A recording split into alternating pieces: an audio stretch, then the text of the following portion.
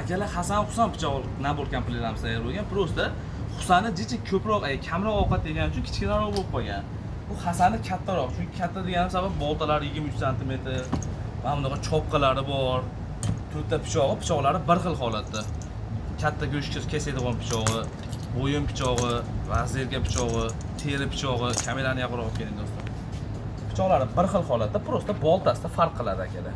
15 sm boltamiz, 23 sm boltamiz. Bunisida dabavka plus chopqisi ham bor. O'zbekiston bo'ylab dastavkasi ham bor. Bitta reaksiyalarni sinab ko'ramiz akalar. Juda ham keskin pichoqlarimiz shabada bo'lib ketib qolsa ham kesib ko'ryapsizlarmi? Bo'yin pichoqlarini ham kesib ko'rsatib beraman. Bunisida ham to'g'ri taqir ishlataverasizlar. Xitoy pichoq ishlatib zerikkan odam mijozlarimiz uchun shunaqasidan tayyorlab qo'ygan. Biz aboyim pashimliklarda shunday qayrog'ini olasizlarda. 2 marta qayrog'iga qayrasizlar, ishlataverasizlar, kesadi.